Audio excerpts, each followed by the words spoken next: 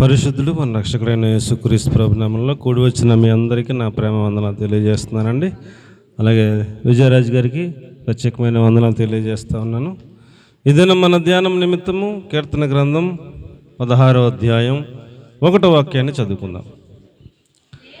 దేవా, నీ శరణు జొచ్చి ఉన్నాను, నన్ను కాపాడము. చిన్న ప్రార్థన చేసుకుందాం. పరిశుద్ధమైన తండ్రి, అల్పుడును నిష్ప్రయోజకుడినైనా నన్ను మీరు అంగీకరించి మీ చేత కాల్చి పుట్టమేసి పరిశుద్ధపరిచి మాతో మాట్లాడి మీ శరణు జొచ్చే వారముగా, మీ చేత కాపాడబడే వారముగా మమ్మల్ని సిద్ధపరచమని యేసు ప్రభులు వారి పరిశుద్ధమైన నామంలో ప్రార్థించి అడిగి వేడుకొని పొంది ఉన్నాము తండ్రి, ఆమేన్.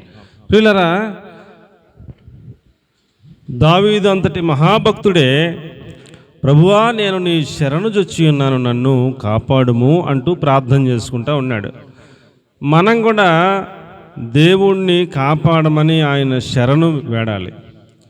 ఒక భక్తుడు పాట పాడుతూ పురుషోత్తం చౌదరి గారు ఇలాగ పాడతారు: దిక్కిక నీవే చక్కగా రావే, దిక్కిక నీవే చక్కగా రావే, మీకిలి మ్రోకుదు మ్రోకుదు మ్రోకుదు, నీ చరణములే నమ్మితి నమ్మితి, నీ పాదములే పట్టితి, నీ చరణములే నమ్మితి నమ్మితి, నీ పాదములే పట్టితి. దేవుడి నామానికి మహిమ కలుగును గాక. హల్లెలూయా. కాబట్టి ప్రియులరా, పెద్ద పెద్ద భక్తులు వారు దేవుని శరణు చొచ్చారు, ఆయన చేతులు పట్టుకున్నారు, ఆయన పాదాలు పట్టుకున్నారు. నన్ను కాపాడు ప్రభువా, నీ శరణు జొచ్చి ఉన్నాను అంటూ వారు దేవుని శరణు జొచ్చారు.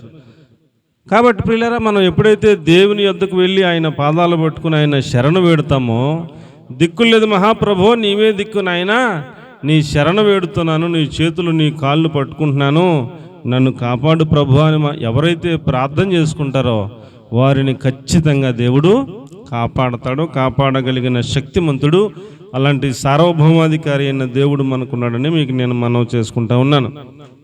ఈ లోకంలో ఒక పెద్ద మనిషి దగ్గరికి వెళ్ళి మీరే దిక్కండి, ఇక మాకు పలానా సమస్య వచ్చింది, ఈ సమస్య నుంచి మమ్మల్ని మీరే బయటపడేయాలండి నా పెద్ద మనిషి దగ్గరికి 1-10 సార్లు వెళ్తే ఆయనే మన పక్షంగా ఉండి మన సమస్యల నుంచి మనల్ని బయటపడేస్తాడు. ఈ లోకంలో ఒక మనిషికి అంత కెపాసిటీ ఉంటే ఏమండి, సర్వలోకాన్ని సృష్టించిన సృష్టికర్త అయిన దేవుడిని ఇక దిక్కు నువ్వే ప్రభువా, నీవు తప్ప ఇక నాకు దిక్కేమి లేదు, నేను నీ శరణు జొచ్చుతున్నాను, నీ పాదాలు పట్టుకుంటున్నాను, నన్ను కాపాడు ప్రభు అని మనం ఏ పరిస్థితుల్లో ఉండి ప్రార్థన చేసుకున్నా ఆయన రక్షించగలిగిన, విడిపించగలిగిన, కాపాడగలిగిన సమర్థుడైన దేవుడు మనకున్నాడని నేను ప్రభు పేరట మీ అందరికి కూడా మనవి చేసుకుంటా ఉన్నాను. కొన్ని మాటలు మనం అలాగా గుర్తు చేసుకుందాం. భక్తులు ప్రార్థన చేసుకున్నారు. ఏమనంటే కీర్తన గ్రంథం 64వ అధ్యాయం 1వ వచనంలో శత్రు భయము నుంచి కాపాడుము ప్రభు అని ప్రార్థన చేసుకుంటున్నారు. ఏం భయం అంటండి? శత్రువుల భయము నుంచి కాపాడమని ప్రార్థన చేసుకుంటూ ఉన్నారు. నీకు నేను మొరపెట్టగా ఆలకించుము, శత్రు భయము నుండి నా ప్రాణమును కాపాడుము అంటూ ప్రార్థన చేసుకుంటూ ఉన్నారు. మనం కూడా ప్రియులారా, మనందరికీ కూడా శత్రువులు ఉంటారు. శత్రువుల యొక్క భయం మనలను వెంటాడుతూ ఉంటుంది, వేధిస్తూ ఉంటుంది. శత్రువుల భయము నుంచి నన్ను, నా ప్రాణమును కాపాడు ప్రభు అని మనం ఎప్పుడు దేవునికి ప్రార్థన చేసుకోవలసిన వాళ్ళమై ఉన్నాం. దావీదు అంతటి మహాభక్తుడు, రాజుగా ఉన్నాడు, ఆయనకి సైన్యం ఉంది, ఆయనకి ధనం ఉంది, బోళ్ళంత అధికారం ఉంది. అయినప్పటికీ ఆయనకి అడుగడుగున శత్రువులు ఉన్నారట. ఆయన తన ప్రాణమును ఆయన కాపాడుకోలేడని ఎరిగిన వాడై, నా ప్రాణాన్ని నేను కాపాడుకోలేను ప్రభువా, నీవే దిక్కని ఆయన శరణు జొచ్చి నా ప్రాణమును కాపాడు ప్రభువా, శత్రువుల భయము నుంచి కాపాడు ప్రభు అని ప్రార్థన చేసుకుంటూ ఉన్నాడు. కాబట్టి ప్రియులారా, మనం ఆయన కంటే చాలా చాలా చాలా చాలా తక్కువ వాళ్ళం. మనం కూడా ఖచ్చితంగా దేవుని పాదాలు పట్టుకుని మనం శత్రు భయము నుంచి మన ప్రాణమును కాపాడమని మనం ఏం చేయాలి? ప్రార్థన చేసుకోవాలని మనం చేస్తూ ఉన్నాను. అలాగే కీర్తన 79:11 అంటాడు, చావునకు విధింపబడిన వారిని కాపాడుము అంటాడు. ఇక చచ్చిపోతారు, ఇంకా గ్యారంటీ అనే పరిస్థితుల్లోకి వచ్చేసారు. డాక్టర్ గారు చేతులు ఎత్తేసారు, మా వాళ్ళు ఏమీ కాదమ్మా, ఒకవేళ ఆపరేషన్ చేసినా కూడా బ్రతుకుతారని గ్యారంటీ మేము ఇవ్వలేము, అది చాలా క్రిటికల్గా ఉంది అని డాక్టర్ గారులే చేతులు ఎత్తేసిన సందర్భాలు ఉంటాయి.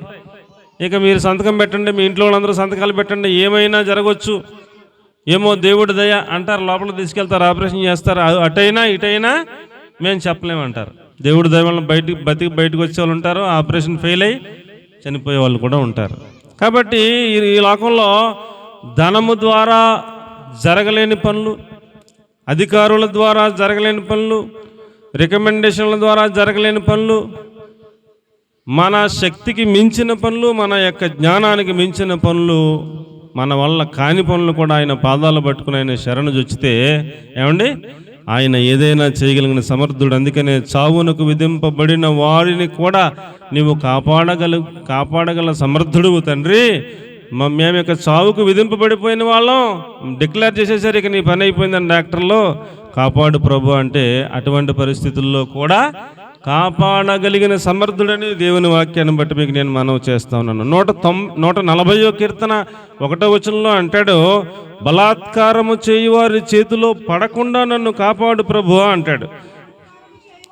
బలాత్కారము చేయువారి చేతిలో పడకుండా నన్ను కాపాడుము అన్నాడు. ఏమండి, కాబట్టి ప్రియులరా, ఈ లోకంలో కొంతమంది మేము బలమైన వాళ్ళం అనుకుంటూ ఉంటారు. వాళ్ళ దగ్గర ధనం ఉందనో, వాళ్ళ దగ్గర జ్ఞానం ఉందనో, వాళ్ళ దగ్గర బలం ఉందనో, ఏమండి మేము బలవంతులం అని బలాత్కారం చేస్తూ ఉంటారు. వాళ్ళు ఏదనుకుంటే అది, అవతల ఇష్టాలతో వాళ్ళకి సంబంధం లేదు, వాళ్ళు ఏదనుకుంటే చేసేస్తుంటారు, బలాత్కారం చేసేస్తుంటారు. ఇప్పుడు ఇద్దరు ఉన్నారనుకోండి వ్యక్తులు, అవతల వ్యక్తి దగ్గర 100 రూపాయలు ఉంది, ఇతనికి 100 రూపాయలు కావాలి. ఏం చేయాలి?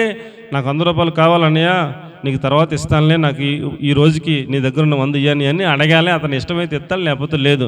అతన్ని చొక్కాయి పట్టుకుని 4 లెంపకాయలు కొట్టి జేబులో చేయటం 100 లాక్కుని పోరా నీ దిక్కున చెప్పుకుంటే దాన్ని ఏమంటారా? బలాత్కారం. వీడికి బలం ఉంది అని కొట్టేసి లాక్కున్నాడు అంతే. అది ఏదైనా సరే. అది అహాబ్ అనే రాజు పక్కనే ద్రాక్ష తోట ఉంటే అతన్ని ఏమండి బలాత్కారంగా లాగేసుకున్నారు అంతే, భార్యాభర్తలిద్దరు కలిసి. బలాత్కారుల చేతిలో పడకుండా నన్ను కాపాడు ప్రభువా అని మనం ప్రార్థన చేసుకోవాలి. మనకంటే బలవంతులు, బలాత్కారం చేసేవాళ్ళు బోలంతమంది భూమి మీద ఇంతమంది ఉంటారండి. వాళ్ళ చేతిలో పడకుండా కాపాడబడటం మన వల్ల కాదు. దేవునిని మనం ప్రార్థన చేసుకోవాలి. ప్రభువా, బలాత్కారుల చేతుల్లో నుంచి నేను పడకుండా నన్ను కాపాడు ప్రభువా అంటూ ప్రార్థన చేసుకోవాలి. ఇంకొక మాట మీకు నేను గుర్తు చేస్తాను. 141వ కీర్తన 9వ వాక్యాన్ని కనుక మనం చూస్తే, ఉచ్చుల నుండి తప్పించి కాపాడు ప్రభువా అంటూ ప్రార్థన చేసుకుంటున్నాడు భక్తుడు. పాపము చేసేవారి ఉచ్చుల నుండి నన్ను తప్పించి కాపాడు ప్రభువా అంటూ ఆయన మొరపెట్టుకుంటూ ఉన్నాడు. మనం మన మార్గాన్ని మనం పోతూ ఉంటే ఉచ్చులు పెడతా ఉంటారంట మనకు తెలియకుండా. ఆ ఉచ్చులో పడ్డామంటే అందులో ఇరికిపోతాం, ఇంకంతే, ఇంక బయట పడలేం. కాబట్టి ప్రియులారా, పొలాల్లో ఏమండి ఎలకలకి పందికొక్కులకి పొలం పాడు చేస్తున్నాయని ఉచ్చులు పెడతా ఉంటారు. ఈ ఎలకలు పందికొక్కులు వెళ్ళి మామూలుగా రోజులాగా వెళ్ళి పాడు చేసేద్దామని వెళ్తే ఆ ఉచ్చుల్లో చిక్కిపోతాయి. ఆ పొద్దున్నే వస్తాడు, అన్నీ కలెక్ట్ చేసుకుంటాడు, తీసుకెళ్ళి వాటిని నాశనం చేసేస్తుంటాడు. అలాగే మన మానాన్ని మన దారిలో పోతూ ఉంటే మనకు తెలియకుండా ఏదో ఉచ్చు పెడతాడు ఎవడొకడు. ఆ ఉచ్చులో చిక్కుకోకుండా మనల్ని ఎవరు కాపాడతారు? మనల్ని మనం కాపాడుకోలేం. మనం ప్రార్థన చేసుకోవాలి. ప్రభువా, నా శత్రువులు ఎక్కడెక్కడ ఉచ్చులు పెట్టారో నాకు తెలియదు, ఉచ్చుల నుంచి నన్ను కాపాడు ప్రభో, నీ శరణు వచ్చి ఉన్నానని ఆయన పాదాలు పట్టుకుంటే ఎన్ని ఉచ్చులు ఉన్నా కాపాడుతాడు. దేవునికి స్తోత్రం కలిగిన గాక.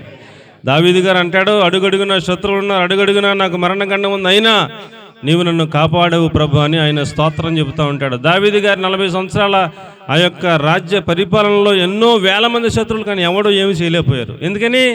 దేవుని కాపుదల ఉండబట్టి ఎవరి వలన ఏమీ కాలేదు అని మీకు నేను మనవి చేస్తా ఉన్నాను. అలాగే ప్రియులారా, ఇన్ని ఉదాహరణలు మీకు చెప్పాను. ఉపోద్ఘాతం, మనం కాపాడబడాలి. మన పాయింట్ ఏంటండి? కాపాడబడాలి. కాపాడబడాలంటే ఎలాగ మనల్ని మనం కాపాడుకోవాలి, ఎలాగ దేవుడు కాపాడుతాడో అనేది ఒక 7 మాటలు త్వరగా మీకు తెలియచేయాలని నేను ఆశపడతా ఉన్నాను. మొదటి మాట ఏమండి? ఆదికాండం 28వ అధ్యాయం 15వ వచనం. ఆదికాండము 28వ అధ్యాయము 15వ వచనం. ఇదిగో నేను నీకు తోడయుండి నీవు వెళ్ళు ప్రతి స్థలమందును నిన్ను కాపాడి ఈ దేశమునకు నిన్ను మరలా రప్పించదును అన్నాడు. నిన్ను విడువను అంటూ దేవుడే వాగ్దానం చేశాడు యాకోబుకి. ఏమండి, అంతకుముందు యాకోబు గారు ప్రార్థన ఏమిటంటే, ప్రభువా నీవు నాకు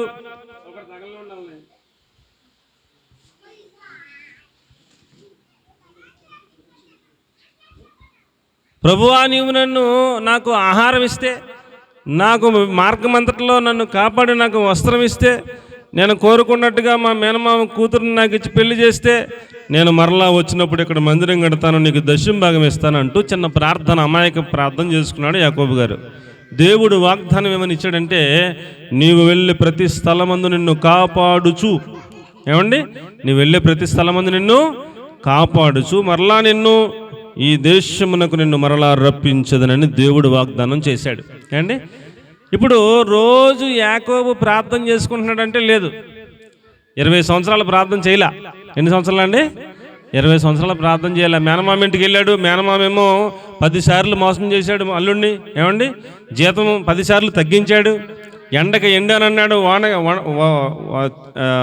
ఏమిటది మంచుకు తడిశానన్నాడు. చివరిలో ఇచ్చిన సాక్ష్యం, 20 సంవత్సరాలు నేను మంచుకు తడిశాను, ఎండకు ఎండాను, నిద్రకు నా కన్నులకు దూరమైంది అంటూ సాక్ష్యం ఇచ్చాడు యాకోబు గారు 20 సంవత్సరాల తర్వాత. అంటే రాత్రులు నిద్రపోవడం లేదు, పగలు నిద్రపోవడం లేదు. రాత్రులు ఒక గొర్రె మిస్ అయినా, పగల ఒక గొర్రె మిస్ అయినా ఇతనికి జీతంలో కటింగ్ అనమాట. అందుకని రాత్రులు నిద్రపోవట్లా, పగలు నిద్రపోవట్లా. మంచుకు తడుస్తున్నాడు, ఎండకు ఏడుతున్నాడు, సరిగా ఆహారం లేదు, నిద్ర లేదు. 20 సంవత్సరాలు పాలేరుతనం చేశాడు, జీతం 10 సార్లు తగ్గించబడింది. ఏమండి, ఇతను సంపాదించుకోవడానికి ఏమీ లేదు, అంతా మేనమామదే. దేవుడు చూశాడు, అన్యాయం అయిపోతున్నాడు మనోడు. మేనమామ మోసం చేసేస్తూ ఉన్నాడు. ఒక మాట ఇచ్చాడు కదా మరి దేవుడు, నిన్ను కాపాడుచు, నీవు వెళ్ళు ప్రతి స్థలమందు నిన్ను కాపాడుచు, నిన్ను మరలా ఈ దేశమునకు రప్పించదనని ఇచ్చిన మాటను జ్ఞాపకం చేసుకున్న దేవుడు, సర్లే నువ్వు ప్రార్థన చేయకపోయినా సరే నీ తండ్రిని బట్టి, నీ తాతను బట్టి, అబ్రాహామును బట్టి, ఇస్సాకుని బట్టి నిన్ను జ్ఞాపకం చేసుకుంటున్నాను, నీకు ఇచ్చిన వాగ్దానాన్ని జ్ఞాపకం చేసుకుంటున్నానని దేవుడు ఒక మంచి జ్ఞానాన్ని ఇచ్చాడు యాకోబుకి. అండి, జ్ఞానాన్ని ఇచ్చి మేనమామతో ఒక ఒప్పందం చేసుకున్నాడు. ఏమని? మచ్చలుగా ఉన్నాయన్నీ నాయి, మచ్చలు లేనివన్నీ నీయి అన్నాడు యాకోబు. లాభాన్ని కూడా లెక్కలేసుకుంటే ఒక 10,000 గొర్రెలు ఉన్నాయనుకోండి, 10,000 గొర్రెల్లో 9,900 మచ్చలు లేనివి ఉన్నాయి, ఒక 100 మచ్చలు ఉన్నాయి.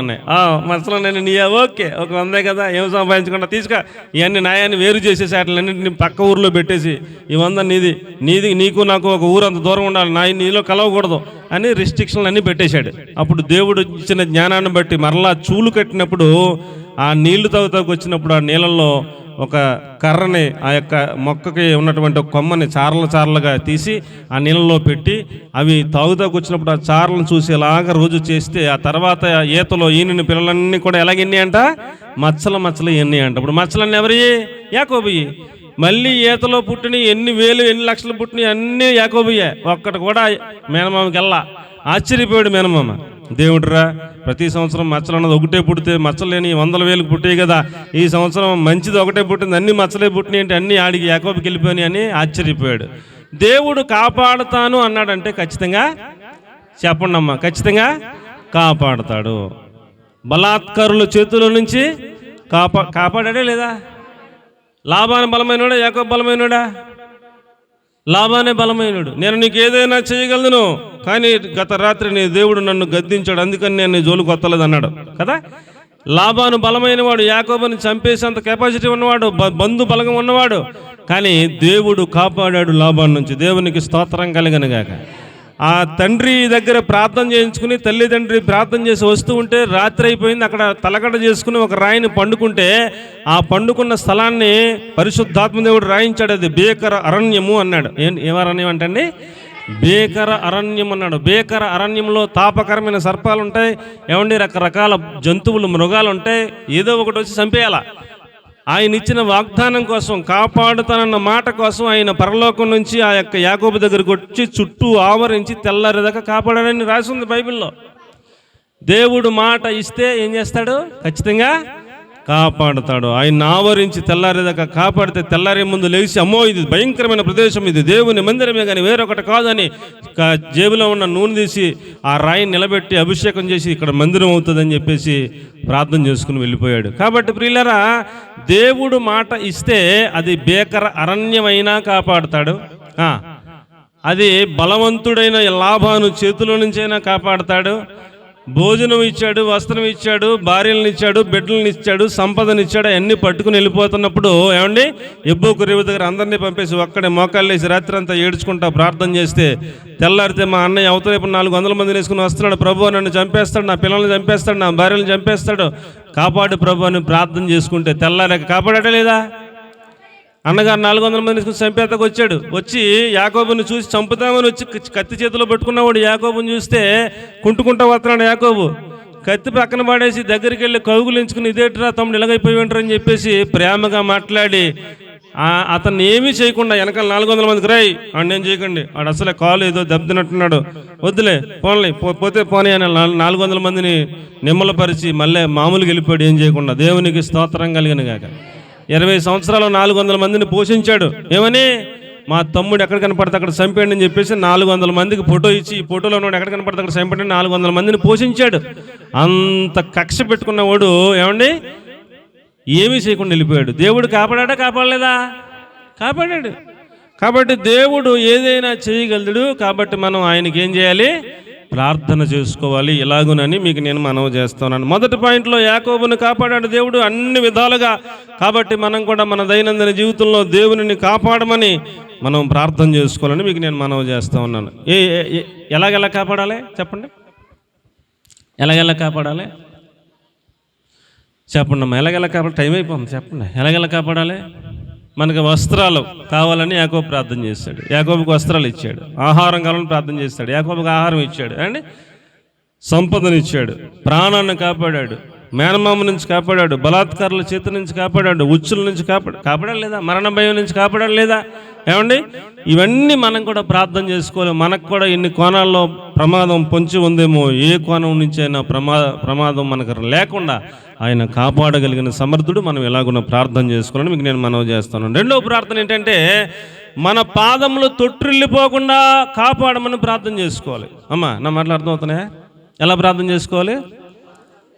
మొదటి పాయింట్లో యాకోబును జ్ఞాపకం చేసుకుని ప్రార్థన చేసుకుందాం. ప్రభు యాకోబును కాపాడినట్టుగా నన్ను కూడా కాపాడు ప్రభు అని ప్రార్థన చేసుకుందాం. రెండవ ప్రార్థన ఏమండి, నా పాదములు తొట్టిల్లిపోకుండా కాపాడు ప్రభు అని ప్రార్థన చేసుకుందాం. ఏమండి చూడండి 1 సమూయేలు 2వ అధ్యాయం 9వ వచనం. త్వరగా ఆయన భక్తుల పాదములు తొట్టిల్లకుండా వారిని కాపాడును. అంతే. మీరు తీసేటప్పుడు చాలా టైం అయిపోలే ఉంది అమ్మా. తన భక్తుల పాదములు తొట్టిల్లకుండా ఆయన వారిని కాపాడును. మనం భక్తులమైతే భక్తి చేస్తున్న బిడ్డలమైతే మన పాదములు తొట్టిల్లే అవకాశాలు కూడా ఉన్నాయి. ఉన్నాయంటారా లేవంటారా? భక్తుల పాదములు తొట్టిల్లే అవకాశాలు ఉన్నాయి. సాతాను ఎప్పుడు తొట్టిల్లుతాడా, ఎప్పుడు పడిపోతాడా, ఎప్పుడు పడేద్దామా అని మన కోసం చాలా కాపు కాసి చూస్తూ ఉంటాడు, ఎప్పుడు మృంగుదనాన్ని గర్జించి సింహం వలె.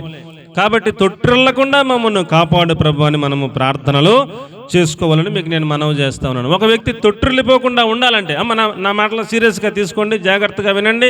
ఒక వ్యక్తి నేనైనా మీరైనా తొట్టిల్లిపోకుండా ఉండాలి అంటే మన పిలుపును మన ఏర్పాటును నిశ్చయము చేసుకుని జాగ్రత్త పడితే మనము తొట్టిల్లము. ఏమండి మనం తొట్టిల్లకుండా ఉండాలంటే ఏం చేయాలండి? మన పిలుపును మన ఏర్పాటును మనము నిశ్చయం చేసుకుని మరీ జాగ్రత్త పడితే తొట్టిల్లకుండా కాపాడబడతాం. చూడండి 2 పేతురు 1:10 పేతురు భక్తుడు మంచి సలహా చెప్పాడు. మీ పిలుపును మీ ఏర్పాటును నిశ్చయము చేసుకుంటూ మరీ జాగ్రత్త పడి అప్పుడు మీరు తొట్టిల్లరని చెప్పాడు. అమ్మ తీయాలి త్వరగా.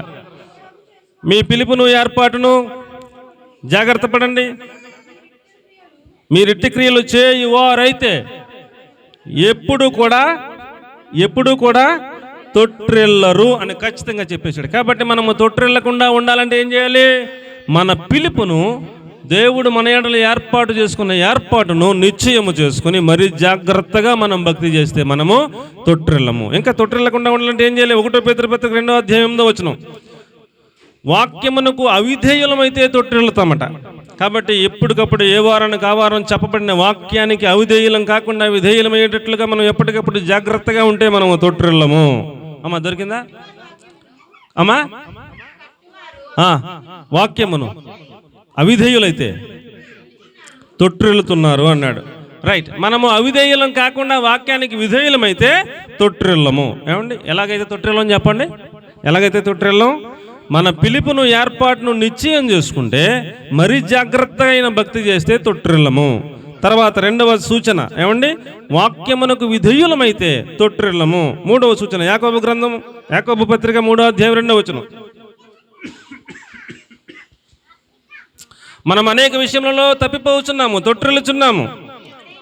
ఎవడైనను మాట యందు తప్పని వాడైతే వాడు తన సర్వ శరీరమును తన స్వాధీనమందుంచుకున్న శక్తి గల వాడవుతాడు, వాడు తొట్టిల్లడని చెప్పేసి సూచించాడు. కాబట్టి మనము మాట యందు తప్పని వాళ్ళంగా ఉండాలి. అవునంటే అవును, కాదంటే కాదు. అబద్ధాలు ఆడకూడదు, మాటలు మార్చకూడదు. మన మాట నష్టమైన ఇచ్చిన మాట నిలబెట్టుకోవాలి. మాట యందు తప్పని ఎడల అలాంటి వారు తొట్టిల్లే అవకాశాలు లేవని చెప్పాడు. యాకోబు పత్రిక 2వ అధ్యాయం 10వ వచనంలో ఇంకొక సూచన చేశాడు. ఆజ్ఞ విషయంలో మనము తప్పిపోకుండా ఆజ్ఞలను జాగ్రత్తగా పాటిస్తే మనము తొట్టిల్లమని చెప్పాడు. ధర్మశాస్త్రమంతయు గైకొని ఒక్క ఆజ్ఞ విషయంలో తప్పిపోని ఎడల ఆజ్ఞలన్నిటి విషయంలో అపరాధి అగును. ఆజ్ఞల విషయంలో చాలా సీరియస్గా ఉండాలి. ఒక్క ఆజ్ఞ విషయంలో కూడా తప్పిపోకుండా ఉండుటకు ప్రయత్నం చేయాలప్పుడు మనం తొట్టిల్లం. తర్వాత ఇంకొక సూచన ఇర్మియా భక్తుడు తెలియజేస్తూ ఉన్నాడు. ఇర్మియా గ్రంథం 50వ అధ్యాయం 32వ వాక్యంలో గర్వము తొట్టిల్లేటట్లుగా కారణమవుతుంది అన్నాడు. ఏమండి, మనం తొట్టిల్లటానికి ఏమి కారణం అటండి? గర్వం. మనం భక్తికి బట్టి గర్వమా, మన పరిశుద్ధతను బట్టి గర్వమా, మన జ్ఞానమును బట్టి గర్వమా, మన బలాన్ని బట్టి గర్వమా, మనకి దేవుడిచ్చిన అవకాశాలను బట్టి గర్వమా? ఎందుకు గర్వం? గర్వము తొట్టిల్లుటకు కారణం. లూసిఫర్ అనే ఒక ఆయన పరలోక రాజ్యంలో కాలుచున్న అగ్ని మధ్యన సంచరిస్తూ దేవుని ఆరాధించే ఒక బ్యాచ్కి నాయకుడిగా ఉండి ఆయనను ఆరాధించుటలో, స్తుతించుటలో, భక్తిలో లీనమైనటువంటి ఒక దూతలలో, ఒక శరూపులలో ఒక శరూపులాగా పేరు ప్రతిష్ట కలిగినటువంటి ఒక దూతగా ఉన్నాడు లూసిఫర్. అలాంటి లూసిఫర్ హృదయంలో ఏమొచ్చిందంటే అండి? గర్వం వచ్చిందంటండి. గర్వం ఎప్పుడైతే వచ్చిందో, దేవుడు నాకన్నా ఒక 2 మెట్లు పైనే కదా సింహాసనం వేసుకుని కూర్చున్నాడు, నేను కూడా 2 మెట్లు పైకెక్కి ఆయన సింహాసనం మీద, సభాపర్వతం మీద కూర్చుంటే ఏమైపోయింది అని అతడు తనలో తాను అనుకున్నాడంట. హృదయంలో నీకు గర్వం వచ్చింది, అందుకని నీవు త్రోయబడ్డావు, నరకబడ్డావు, పాతాళంలో పడ్డావని అతడి గురించి రాసినటువంటి ఆ యొక్క చాప్టర్లో అవన్నీ కూడా ఉంటాయి. గర్వం ఒక వ్యక్తిని ఆకాశం అంత ఎత్తు ఎదిగిన వాడిని ఒక్కసారే కిందకి తొట్టిల్లేటట్లుగా, కూలబడేటట్లుగా చేస్తుంది. గర్వము నాశనమునకు కారణం అన్నట్టు చెప్పాడు. కాబట్టి ప్రియులారా, ఒక వ్యక్తి తొట్టిల్లిపోవడానికి, తూలిపోవడానికి, పడిపోవడానికి గల కారణం గర్వం.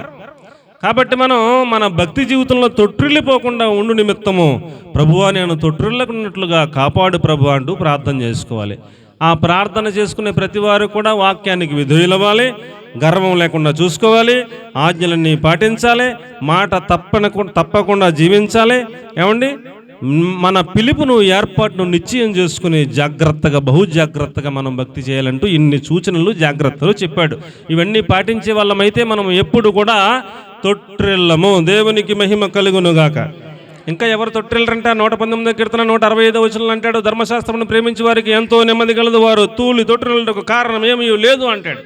ధర్మశాస్త్రం అంటే ఈ గ్రంథమును ఎవరైతే ప్రేమిస్తూ ఉంటారో వారు తూలుటకు కానీ, తొట్టిల్లుటకు కానీ కారణమేమీ ఉండదటండి. అంతే, ఎంతో నెమ్మది ఉన్నది. వారు తూలిపోరో, తొట్టిల్లిపోరో, వారు నిలబడతారు, బండ మీద స్థిరముగా నిలబడతారంటూ చెప్పాడు. కాబట్టి ప్రియులారా, మనము దేవుని చేత కాపాడబడాలి అని ఆశపడితే మొదటగా యాకోబులాగా ప్రార్థన చేయడం నేర్చుకోవాలి. రెండవదిగా ప్రభువా నేను తూలిపోకుండా, తొట్టిల్లిపోకుండా నన్ను కాపాడు ప్రభు అంటూ మనం ప్రార్థన చేసుకోవాలని మీకు నేను మనవి చేస్తున్నాను. 3వ మాట ప్రియులారా, మనం ముందుకు వెళదాం. 3వ మాట ప్రకటన గ్రంథం 16వ అధ్యాయం 16వ వచనం.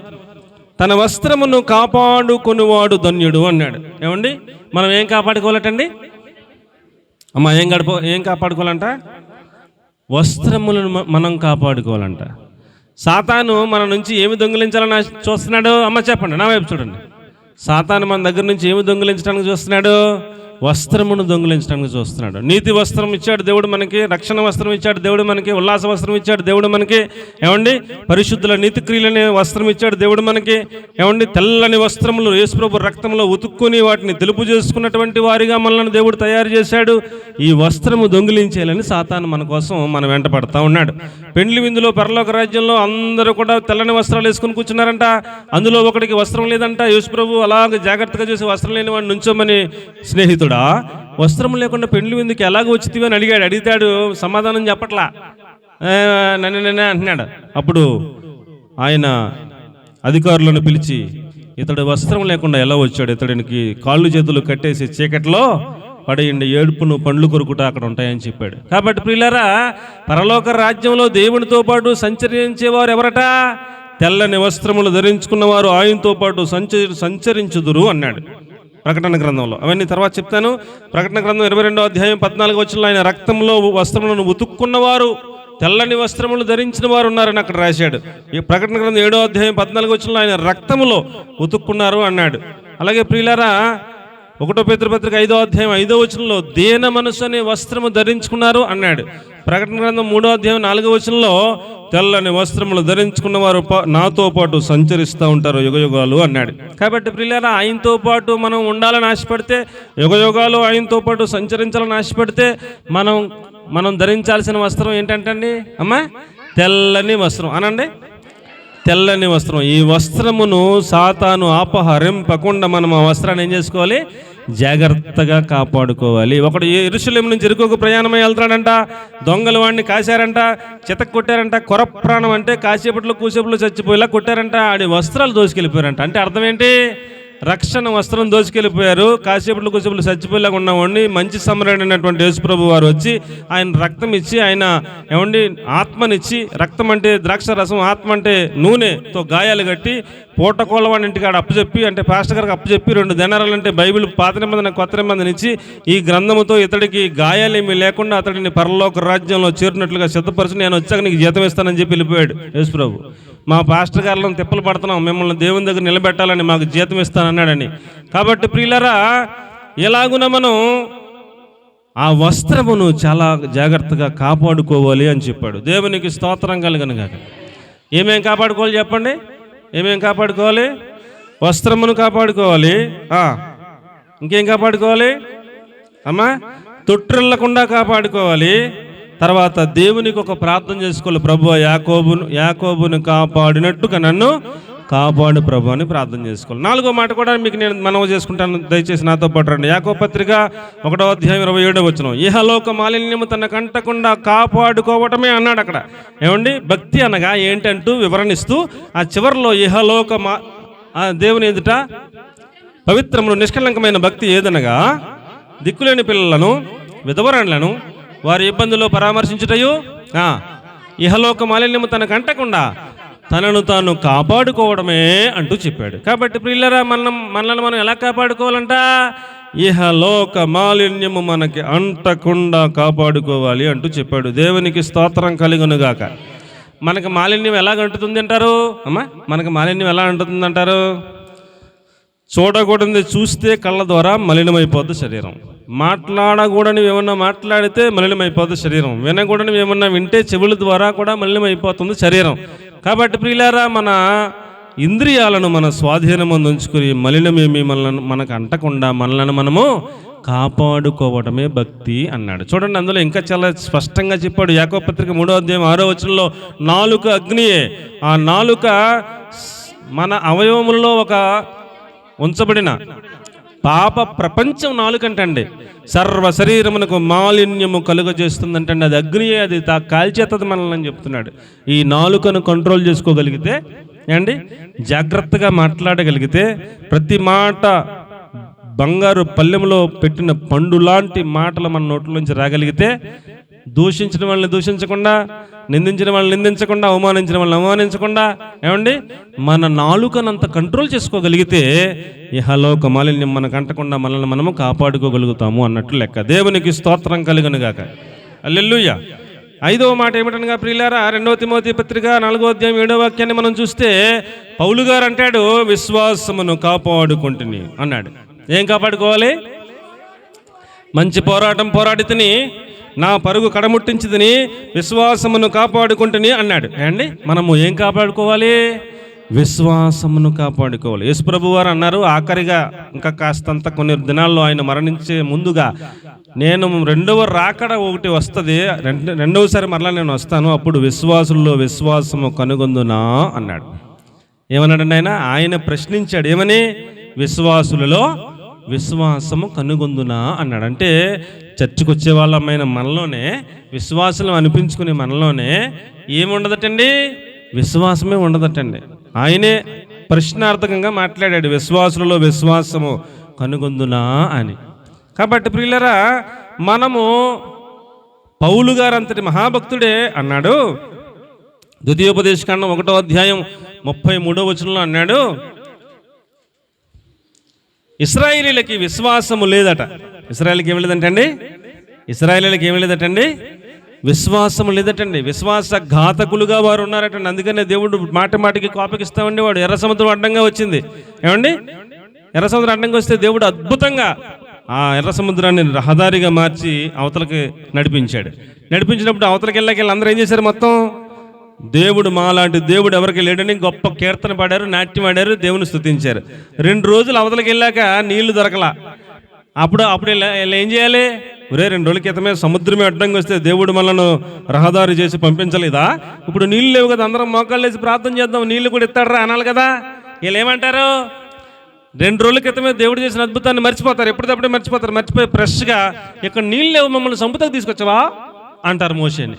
అంటే వీళ్ళల్లో ఏమీ లేదు, విశ్వాసము లేదు. వారు విశ్వాసఘాతకులు అన్నట్టు మాట్లాడాడు. ప్రియులరా, మనం కూడా విశ్వాసం లేని విశ్వాసఘాతకులుగా ఉండకూడదు సుమా. విశ్వాసమును కాపాడుకోవాలి, నమ్మకత్వాన్ని కాపాడుకోవాలి. ఇది ఎవరైనా మనకు మేలు చేస్తే చచ్చిపోయేదాకా గుర్తుపెట్టుకోవాలి. వాళ్ళ ఎడల కృతజ్ఞత కలిగిన వాళ్ళని ఉండాలి.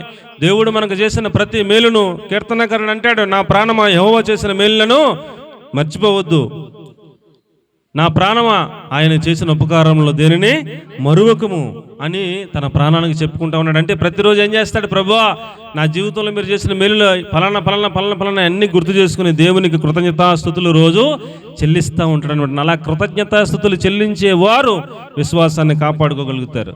విశ్వాసాన్ని వారు కాపాడుకుంటారు. మనం చేసిన మేలును మర్చిపోయే వాళ్ళంగా ఉంటే, విశ్వాసఘాతకులంగా ఉంటే, మనకు మేలు చేసినాడు మనకు ఎదురైతే ఇది ఎవడో నాకు తెలదన్నట్టుగా వెళ్ళిపోతే అలాంటి వాళ్ళ విశ్వాసాన్ని కాపాడుకోలేరు. కాబట్టి ప్రియులరా, మనము విశ్వాసమును కాపాడుకోవాలి, దేవుని పైన నమ్మకత్వాన్ని కాపాడుకోవాలి. ఏదైనా కష్టం వచ్చింది అప్పుడు ఏం చేయాలి? మనం ఏం చేయాలండి? ఇన్నిసార్లు నన్ను కాపాడిన దేవుడు ఇప్పుడు కూడా కాపాడుతాడన్న నమ్మకం, విశ్వాసం ఆయన పైన ఉంటే నువ్వు విశ్వాసాన్ని కాపాడుకోగలుగుతావు. ఎన్ని అద్భుతాలు చేసినా ఎప్పటికప్పుడే ప్రెస్గా మరి ఇప్పుడు కష్టం వచ్చింది, దేవుడు ఏం చేస్తాడో, ఈ కష్టం నుంచి మనం బయటపడతామని మళ్ళీ అనుమానంగా మాట్లాడితే, ఇశ్రాయేలులాగా విశ్వాసఘాతకుల్లాగా మాట్లాడితే దేవుడికి ఏమొస్తుంది? కోపం వస్తుంది. కాబట్టి ప్రియులారా, మనము మన ముందు జీవితంలో దేవుడు చేసిన మేళ్ళన్నీ గుర్తు చేసుకుంటా కృతజ్ఞత హృదయం కలిగిన వాళ్ళమై, తర్వాత మన జీవితంలో ఎన్ని కష్టాలు వచ్చినాయి, ఇంతకు ముందు చేసిన దేవుడు ఇప్పుడు కూడా చేస్తాడు అని విశ్వాసము కాపాడుకోవాలనే సంగతిని దేవుడు జ్ఞాపకం చేస్తూ ఉన్నాడు భక్తుల ద్వారా. కాబట్టి మన జీవితంలో ఈ యొక్క అంతిమ యాత్ర వరకు కూడా దేవుని పైన నమ్మకాన్ని కోల్పోకుండా మనకున్న విశ్వాసమును కాపాడుకోవాలి అన్నాడు. ఆఖరి క్షణం వరకు ఆ విశ్వాసాన్ని మనం కాపాడుకోవాలి. అందుకనే పౌలు మహాశయుడు అంటాడు, విశ్వాసమును కాపాడుకున్న నా పరుగును కడముట్టించిన నా కొరకు జీవ కిరీటము ఉంచబడింది అంటూ చాలా క్లారిటీగా చెప్పాడు. అలాగే చెప్పగలిగిన స్థాయికి మనం నడిపించబడాలని, విశ్వాసమును కాపాడుకోవాలని ప్రభు పేరిట మనవి చేస్తున్నాను. 6వ మాట ఏమిటనగా, ఇంకా ఏం కాపాడుకోవాలంటే 1వ దశలోనికి రాసిన పత్రిక వచనం మర్చిపోయి, నేను పరిశుద్ధత యందు తన ఘటమును కాపాడుకోవాలని చెప్పాడు. మన ఘటం అంటే ఈ శరీరం. ఈ ఘటమును దేంట్లో కాపాడుకోవాలంట? పరిశుద్ధత యందు కాపాడుకోవాలన్నాడు. కాబట్టి పరిశుద్ధత కోల్పోకుండా ఆయన వాక్యము ద్వారా ఈ శరీరాన్ని ఉదక స్నానం చేయిస్తూ, శుద్ధీకరణ చేయిస్తూ కాపాడుకోవాలి. ఏమండి? ఆయన ఆత్మలో కడగబడుట ద్వారా పరిశుద్ధపరచబడి ఈ యొక్క ఘటమును కాపాడుకుంటూ ఉండాలి. అలాగే ప్రియులారా, ఏమండి, ఎప్పటికప్పుడే మనము శుద్ధీకరించుకుంటూ మనం పరిశుద్ధతను కాపాడుకుంటూ ఉండాలని దేవుని వాక్యం తెలియజేస్తూ ఉంది. ఇంకెక్కువ చెప్పలేను. 6వ అధ్యాయం, రోమాపత్రిక 6వ అధ్యాయం 19వ వచనంలో, మీ అవయవములను నీతికి దాసులుగా అప్పగించి పరిశుద్ధతను కాపాడుకోండి అన్నాడు. ఈ అవయవాలన్నింటినీ దేనికి అప్పచెప్పాలంట? నీతికి దాసులుగా అప్పగించి ఈ అవయవాలని పరిశుద్ధతను కాపాడుకోండి అన్నాడు. ఇంతకుముందు ఇదే అవయవాలని పాపానికి దాసులుగా అప్పగించారు కదా. ఇప్పుడు ఇదే అవయవాలను నీతికి దాసులుగా అప్పగించి పరిశుద్ధంగా కాపాడుకోండి అవయవాలను అంటూ చెప్పాడు. ఆఖరి మాట ఏం కాపాడుకోవాలంట? ఎఫెసీ పత్రిక 4వ అధ్యాయం 1వ వచనం, ఆత్మ కలిగించు ఐక్యతను కాపాడుకోవాలన్నాడు. ఏం కాపాడుకోవాలంటండి? ఆత్మ కలిగించు ఐక్యతను కాపాడుకోవాలన్నాడు. ఐక్యత చాలా ప్రాముఖ్యం. ఒక ఇంట్లో ఐక్యత చాలా ప్రాముఖ్యం. ఇంట్లో ఉన్న కుటుంబ సభ్యులందరూ ఐక్యత కలిగి అందరూ మోకాళ్ళేసి అందరూ ప్రార్థించడం చాలా ప్రాముఖ్యం. ఎవరి ప్రార్థన వాళ్ళదన్నట్టు కాకుండా, ఎవరి గొడవ వాళ్ళదన్నట్టు కాకుండా, సంఘములో అందరికీ మధ్య సమాధానం, ఐక్యత చాలా ప్రాముఖ్యం. ఐక్యత లేకపోతే ఏమీ సాధించలేం. కాబట్టి ఆత్మ ఏం కలిగిస్తుంది? విచ్ఛిన్నాన్ని కోరుకోదు. ఆత్మ సమాధానాన్ని కలిగిస్తుంది, ఆత్మ ఐక్యతను కలిగిస్తుంది. కాబట్టి ఆత్మ కలిగించు ఐక్యతను మనం ఏం చేసుకోవాలి? కాపాడుకోవాలి. ఒక కుటుంబంలో అందరూ ఐక్యంగా ఉండాలంటే ఏమండి, అక్క చెల్లెలు తిట్టిందనుకోండి, చెల్లెలు సహించుకుంటే ఐక్యత ఉంటుంది. సహించుకోకపోతే ఐక్యత ఉంటుందా? చెప్పండి, ఉంటుందా? సంఘంలో ఎవరైనా ఇంకొకరు ఏమైనా అన్నారనుకోండి, సర్లే చిన్నవాడు పెద్దవాడు అంటే ఇప్పుడు ఏమైపోయింది అని సహించుకున్నారనుకోండి, ఐక్యత కాపాడుకోగలుగుతాం. కాబట్టి పిల్లలు ఎఫెసీ పత్రిక 4:1 ఒకరినొకడు సహించుచు ప్రేమ, దీర్ఘశాంతము, వినయము, సాత్వికము కలిగి ఉంటేనే ఐక్యత సాధ్యం అంటాడు. ఏమండి, ఎప్పుడు సాధ్యం? ప్రేమ, ఒకరి మీద ఒకరికి ఏముండాలి? ప్రేమ ఉంటే క్షమించుకుంటాం. ప్రేమ లేకపోతే ఏం చేస్తాం? ద్వేషం పెరుగుతుంది. అలాగే దీర్ఘశాంతం అంటే లాంగ్ సఫరింగ్. ఒకరోజు కాదు, 2 రోజులు కాదు, ఇక అత్తమాను అవతలను దూషించడమే పని అనుకోండి వాళ్ళకి. అయినా సరే దీర్ఘకాలమైనా, ఎన్ని సంవత్సరాలైనా సహించుకునేటట్లుగా, ఆవిడ అంతేలే అని వదిలేసేటట్లుగా దీర్ఘశాంతం కలిగి ఉంటేనే ఐక్యత సాధ్యం అంటాడు. అలాగే ప్రేమ లేకపోతే, వినయం లేకపోతే, సాత్వికం లేకపోతే ఐక్యత సాధ్యం కాదు అన్నట్టు చెబుతూ వచ్చాడు. కాబట్టి ప్రియులారా, ఆత్మ కలిగించే ఐక్యత కోసం మనం ఏం చేయాలి? సహించుకోవాలి, ఓర్చుకోవాలి, వినయం కలిగి ఉండాలి, ప్రేమ కలిగి ఉండాలి, దీర్ఘశాంతం కలిగి ఉండాలి, ఒకరినొకరు సహించుకోవాలి. అప్పుడు మనం ఐక్యతను కాపాడుకోగలుగుతాం. ఇలాగున్న ప్రియులారా, మనము ఈ యొక్క ఆత్మయాత్రలో మనము పరలోక రాజ్యము చేరున్నట్లుగా ఏమండి, మనలను దేవుడు కాపాడగల సమర్థుడు, ఐక్యత కలిగించగలిగిన సమర్థుడు. ఐక్యతను పాడు చేయడం సాతాను పని, ఐక్యత కలిగించడం దేవుని పని. ఏమండి, అలాగే విశ్వాసమును కాపాడటం దేవుని పని, విశ్వాసాన్ని పాడు చేయడం సాతాను పని. అలాగే ఏమండి, ఆ యొక్క శరీరమునకు మాలిన్యం కలగకుండా కాపాడటం దేవుని పని, శరీరాన్ని ఎలాగైనా మలినం చేయాలనేది సాతాను పని. అలాగే ప్రియులారా, మనం జాగ్రత్తగా గమనించినట్లయితే ఈ రకంగా మన వస్త్రములను కాపాడటం దేవుని పని, మన వస్త్రాలను దొంగిలించడం సాతాను పని. మనం తొట్టిల్లిపోకుండా కాపాడటం దేవుని పని, మనం తొట్టిల్లిపోయేటట్లుగా మనకు ఏదో రకంగా మనల్ని పడేయాలన్నది సాతాను పని. ఇలాగున ఈ యొక్క ఆత్మీయ పోరాటంలో మనం ప్రతినిత్యం దేవునికి కాపాడు ప్రభువా అనే ప్రార్థన ఖచ్చితంగా చేసుకోవాలి. ఆయన చేత కాపాడబడే గుంపులో ఉంటూ ఆ పరలోక రాజ్యమునకు చేరినట్లుగా, ఆయన కాపుదల మనందరికీ అనుగ్రహించబడినట్లుగా చిన్న ప్రార్థన చేసుకుందాం. అందరం మోకరించండి. మహాపరిశుద్ధమైన మా ప్రియ పరలోకపు తండ్రి, మీకు వందనాలు స్తోత్రాలు చెల్లిస్తూ ఉన్నాం. మమ్ములను, మా సంఘ బిడ్డలందరినీ కూడా మీరు నాయన కాపాడి మీ రాజ్యంలో చేరు వరకు నడిపించి మహిమ పొందమని యేసయ్య పరిశుద్ధమైన నామములో ప్రార్థించి అడిగి వేడుకొని పొంది ఉన్నాము తండ్రి, ఆమేన్. ప్రభు నేస్తాను అప్పకంపడిన రాత్రి రొట్టెనెత్తుకుని కృతజ్ఞతాస్తుతులు చెల్లించింది మీ కొరకన్నా సరే నన్ను జ్ఞాపకం చేసుకుంటూ దీన్ని చేయడం చెప్పాను. ఆ ప్రకారమే భోజనం పిమ్మటైన పాత్రను ఎత్తుకొని ఈ పాత్ర రక్తములను కొత్త నిబంధన మీరు నన్ను జ్ఞాపకం చేసుకుంటూ దీన్ని చేయడం చెప్పిన ఎవరైతే మారు మనసు పొంది బాప్తిస్మం తీసుకుని సిద్ధపడి ఉన్నారో వారు మాత్రమే కుడిహస్తాన్ని చూపించాలని ప్రభు మనవి చేస్తూ ఉన్నాం. ఇది దేవుని యొక్క శరీరమునకు సాదృశ్యం, రక్తమునకు సాదృశ్యం. ఇది రొట్టె మాత్రమే కాదు, రసం మాత్రమే కాదు, ఇది ఆయన యొక్క ఆయన మరణమునకు జ్ఞాపకముగా ఆయన చెప్పినట్టుగా